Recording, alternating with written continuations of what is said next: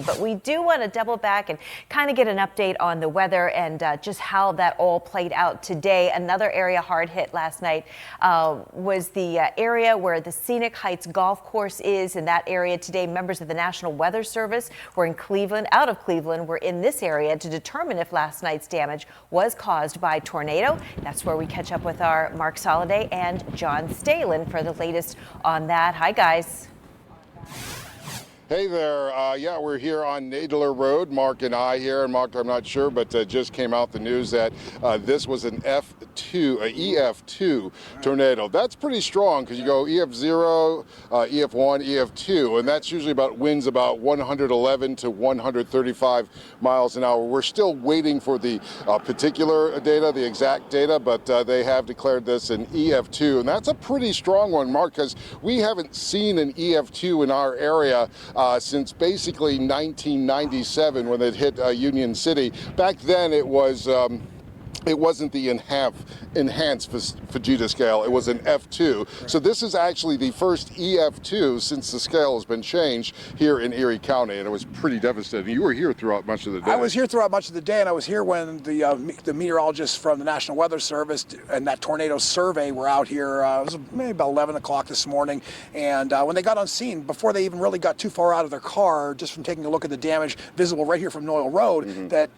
they were thinking EF1 perhaps at that point, even just from their initial. Of course, then they did maybe an hour or so's worth of work here on scene, and again to come up with that EF2. Pretty incredible. EF1 is what, up to about 110 miles an hour, somewhere in there, so a little stronger than that. What's interesting, they got out of the car and they go, oh, this is an EF. They knew instantly. Pretty much, yeah. They want to say preliminary, but you know, but they, yeah. And this, interesting enough, one Freddie Ziegler, veteran meteorologist that you know, also then there was a Jim Sullivan, his very first tornado survey out here, and they both kind of, you know, even from just his, you know, whatever he had learned before getting out here on the scene, kind of had a pretty good indicator that this was a tornado. Yeah, last night folks were sending me pictures, and so one of the responsibilities that we do in the weather department is we get video, we get pictures, we send it to the Weather Service. So last night I sent this along with Kelly to the Weather Service office, and then we had a chat, and when they saw it, they were like, this looks really interesting. So they had an idea that this was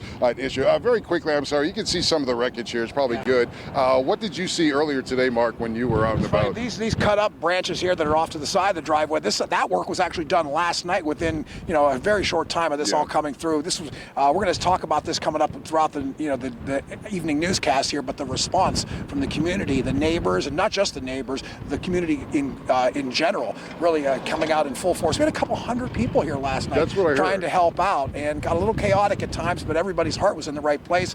A lot of help coming from a lot of people for these folks. So yeah, this already we're seeing a good deal of improvement. A lot of stuff has been you know, cut up and taken care of, but boy, they have a long way to go, as we'll see with Lisa Adams' report. Some drone video going to give you a sense of the damage here coming up. Yeah, and last night you know, people were messaging on my Facebook, Erie News Now, talking about how wonderful this community was, that how everybody came out here and chipped on in. And we're going to hear so much about this throughout the next several hours or so. So just to reconfirm, an EF2. That's a pretty strong tornado, winds up to 135 miles an hour. And by the way, Canandaigua Lake, an EF0 tornado. So we've had two in our region last night. Of course, we'll have more from the scene coming up at 5.